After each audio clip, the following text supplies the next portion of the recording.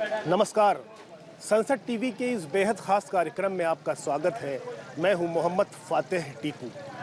मन के हारे हार है, मन के जीते जीत। ये कहावत तो आपने सुनी होगी।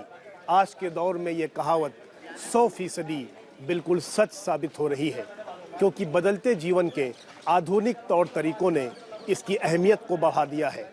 आंकड़ों पर नजर डालें तो मालूम होता है कि मानसिक रोग और अवसाद से प्रभावित व्यक्तियों की संख्या में बेतहाशा वृद्धि हो रही है। विश्व मानसिक स्वास्थ्य दिवस के इस खास मौके पर इसी समस्या की पड़ताल करते हुए देखिए संसद टीवी की ये खास पेशकश।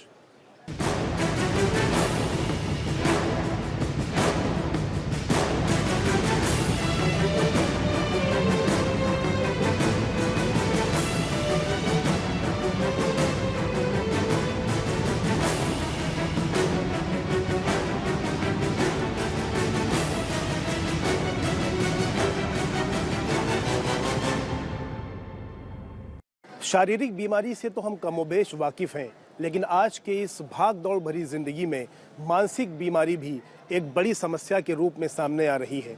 आज हर दूसरा व्यक्ति कहीं ना कहीं मानसिक अवसाद या फिर मानसिक विकार का शिकार है। इसका पीड़ित व्यक्ति कहीं ना कहीं आत्महत्या करने को भी आगे बढ़ता है और सोचने पर मजबूर हो जाता है।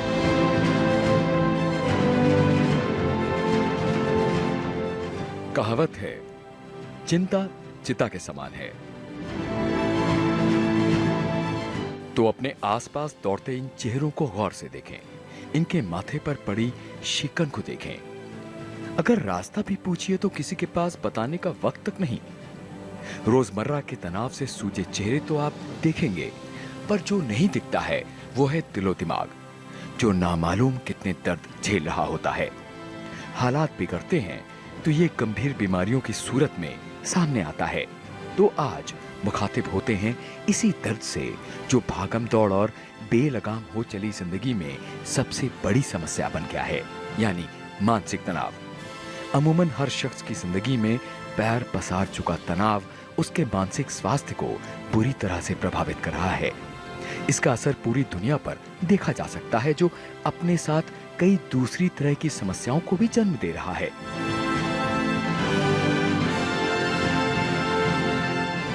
परेशान लोग दिमागी सुकून के लिए योग, ध्यान और आध्यात्म जैसे रास्ते अपना रहे हैं। तनावग्रस्त जीवन शैली और उससे बिगड़ते मानसिक स्वास्थ्य की तरफ ध्यान खींचने के मकसद से हर साल 10 अक्टूबर को विश्व मानसिक स्वास्थ्य दिवस मनाया जाता है। इस दिन पूरे विश्व के सरकारी और सामाजिक संगठन तनाव और उससे निपटने के उपायों और जागरूकता पर कार्यक्रम आयोजित करते हैं।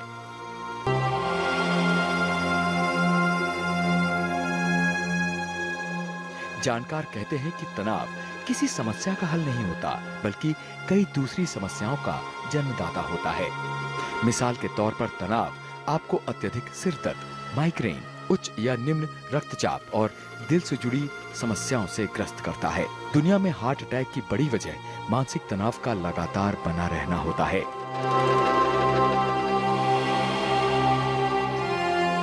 तनाव इंसान का स्वभाव बदल डालता है, चेहरे से खुशी और मुस्कान छीनकर बेरंग कर देता है। तो हल बस एक है, अपने जीवन की हर उस वजह को पहचानिए और उखाड़ फेंकिए जो आपका सुख चैन छीन लेती है।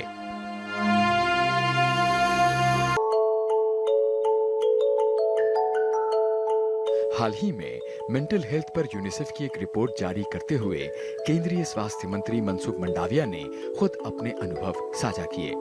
उन्होंने कहा कि माँ बाप का बच्चों से संवाद तनाव खत्म करने का सबसे कारगर नुस्खा होता है। सभी फार्मा कंपनी के साथ कोऑर्डिनेशन करना, मैन्युफैक्चरिंग बढ़ाना, उसके लिए कोई रॉ मटेरियल की रिक्वायरमेंट हो, दुनिया के साथ बातचीत करके वहां से उसको रॉ मटेरियल उपलब्ध कराना, नया प्लांट एस्टेब्लिश करना है तो उसकी परमिशन देना। ये सब काम में जब मैं जुड़ा था और उस वक्त में जब ट्रेस मैंने सहा है, ये ट्रेस का सोल्यूशन कैसे लाए, ट्रेस से कैसे निकले, तो मैंने भी उस वक्त रास्ता निकाल लिया था। कोई सुबह में उठ के मैं अर्ली मॉर्निंग 6 बजे साइकिलिंग करने लगा, रेगुलर साइकिलिंग करता था, डीप ब्रीदिंग करता था, उठ के योगा करता था, तो उससे मुझे उससे रिलीव होता था। ऐसे हमारे बच्चे बच्चे के साथ हम बातचीत करते हैं क्या, फैमिली बातचीत करती है क्या? मैं तो ऐसा मानता हूँ कि सबसे बड़ी कोई एजुकेशनल इंस्टीट्यूट फैमिली में है। बच्चे के सामने है तो उसकी फैमिली है। मानसिक स्वास्थ्य का मतलब भावनात्मक, सामाजिक और मानसिक संपन्नता से लिया जाता है। ये इंसान की सोचने, समझने, महसूस करने और कार्य क्षमता को प्रभावित करने के लिहाज से भी देखा जाता है। ये एक ऐसी समस्या है जो बेरोजगारी, नशाखोरी और गरीबी को जन्म देती है।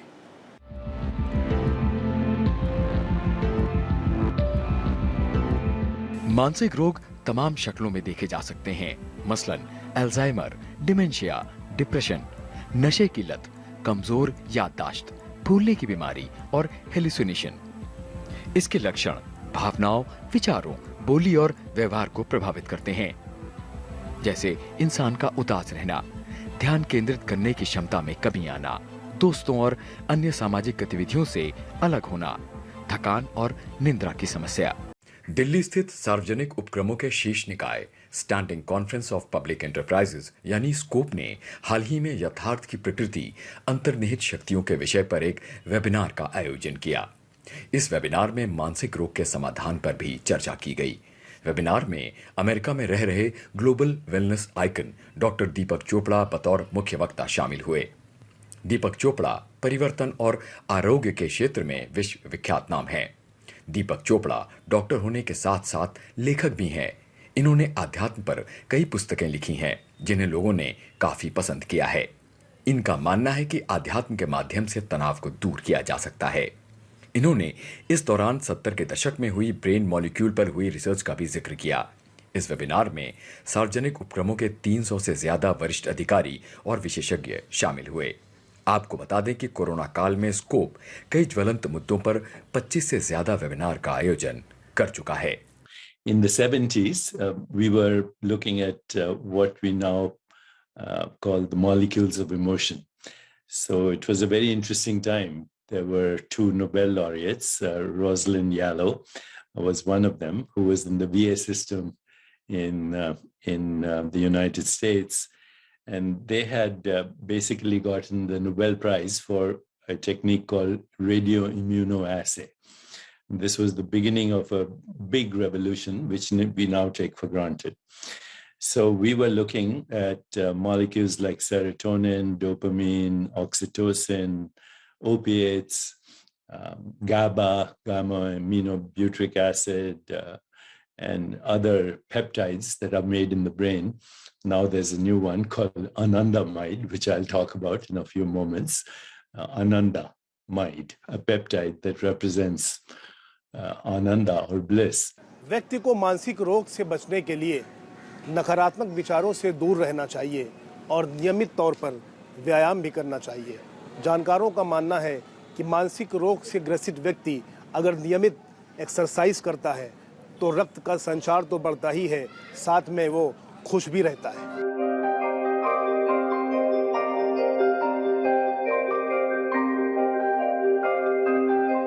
विश्व मानसिक स्वास्थ्य दिवस पहली बार साल 1992 में संयुक्त राष्ट्र के उप महासचिव रिचर्ड हंटर और world federation for mental health की पहल पर मनाया गया था।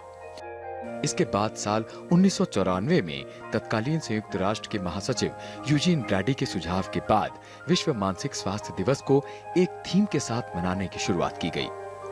1994 में पहली बार दुनिया भर में मानसिक स्वास्थ्य सेवाओं की गुणवत्ता में सुधार नामक थीम के साथ विश्व मानसिक स्वास्थ्य दिवस मनाया गया था। ऑस्ट्रेलिया समेत कुछ देशों में मानसिक रोगों से बचने और उनके नुकसान के बारे में जागरूकता फैलाने के लिए मानसिक स्वास्थ्य सप्ताह भी मनाया जाता है।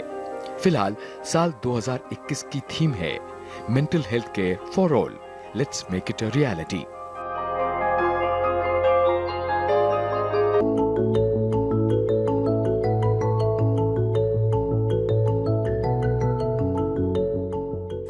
विश्व स्वास्थ्य संगठन की एक रिपोर्ट के मुताबिक भारत की 7.5% आबादी किसी न किसी मानसिक समस्या से जूझ रही है।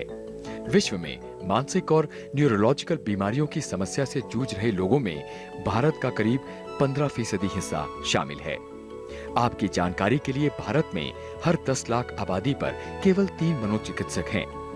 कॉमनवेल्थ देशों के नियम के मुताबिक हर 1 लाख की आबादी पर कम से कम 5 से 6 मनोचिकित्सक होने चाहिए।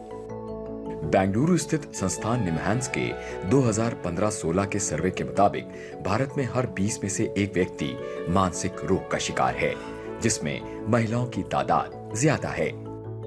ये जो स्टैटिस्टिक्स निकला था उसमें पता चला कि 20 में से एक इंसान सफ़र कर रहा होता है हिंदुस्तान में डिप्रेशन से, और इसमें ज़्यादा औरतें सफ़र करती हैं बनिस्बत पुरुषों से। 4 में से एक औरत सफ़र कर रही होती है डिप्रेशन से, और 10 में से एक पुरुष सफ़र करता है डिप्रेशन से। और जो प्रोडक्टिव फोर्स है, जो काम पे जाते हैं और जो लगभग 30 और 49 के बीच में है, उनके अंदर कम से कम 33% डिप्रेशन देखा गया है।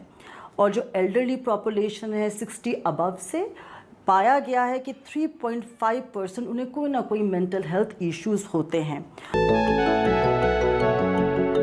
विश्व स्तर पर अगर मानसिक स्वास्थ्य पर चर्चा करें तो हम पाते हैं कि मानसिक विकार रुग्ण स्वास्थ्य और विकलांगता उत्पन्न करने वाला प्रमुख कारण है।